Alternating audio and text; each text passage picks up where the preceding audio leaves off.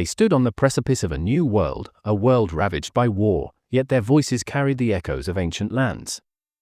They were the unsung heroes, the secret weapon, the guardians of a code forged not in labs, but in the very soul of a people. This is the story of the first code talkers, Native American warriors who answered a call that was not their own, and in doing so, shaped the destiny of nations. For centuries, their ancestors walked the vast plains, hunted the buffalo, and lived in harmony with the rhythm of the land. They were the Choctaw, the Cherokee, the Comanche, the Lakota, and many more. Their cultures were tapestries woven with spiritual reverence for nature, intricate social structures, and an oral tradition that passed down wisdom through generations. Their languages, rich with metaphor and nuance, were not merely communication tools, they were living histories, prayers, and songs. These were people deeply connected to their ancestral lands, their identities inextricably linked to the earth beneath their feet and the sky above. What made them unique was not just their resilience, forged in centuries of defending their way of life against encroaching forces. It was their very essence, their languages, often dismissed as primitive by the colonizers, held within them a complexity and an untraceable beauty. These were tongues born of the land, shaped by the wind, and whispered in ceremonies. They were not taught in schools of espionage, they were inherited, breathed in with the air of their homelands. And in a world plunged into chaos, these ancient languages would become the most modern of weapons. The year was 1917. A global conflict of unprecedented scale was raging across continents. The Great War, as it was known, devoured lives and shattered empires. America, hesitant at first, was drawn into the maelstrom. And as young men from every corner of the nation answered the call to arms, a remarkable and often overlooked chapter of history began to unfold. Native American men, despite generations of oppression, broken treaties, and forced assimilation, volunteered in staggering numbers. They left behind their reservations, their traditions, and often, the very languages they would soon wield as instruments of war.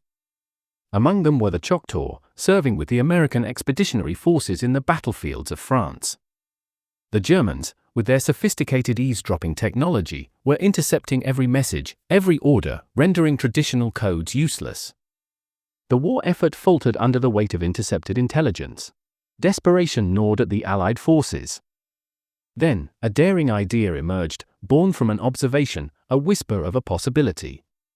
What if the very languages dismissed as ancient, as dying, could become the unbreakable code? The Choctaw soldiers, their hearts filled with a complex mix of patriotism and a desire to prove their worth, were tasked with an extraordinary mission. They would speak their native tongue, a language understood by no enemy. They would transmit vital information, orders for troop movements, details of enemy positions, all in a language so unique, so intricate, that it defied deciphering. The words, once spoken around campfires, now guided artillery strikes. The idioms, once used to describe hunting trails, now directed battalions. They were not merely translating, they were code talking. Their resistance wasn't on a grand battlefield with flashing swords, but in the quiet, desperate whispers across crackling radio lines. Each word spoken was a defiance, a reclamation of their identity in a war that sought to erase it. The Germans were baffled. Their best cryptographers, their most advanced listening devices, yielded nothing but an incomprehensible torrent of sounds.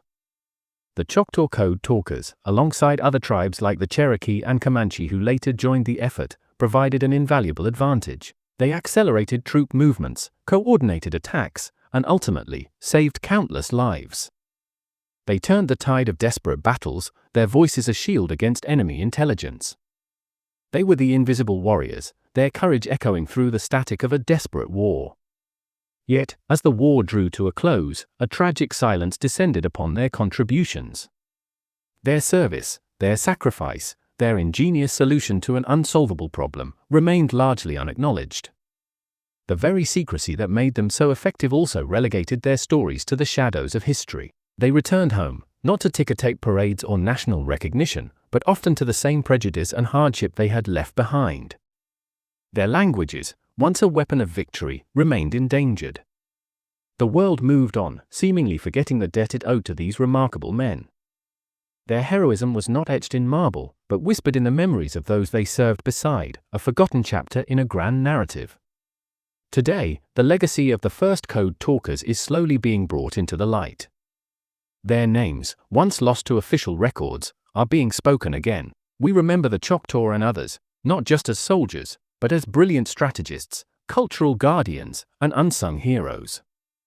Their story is a poignant reminder of the unyielding spirit of a people, of the profound power of language, and of the often overlooked contributions that shape the course of human events.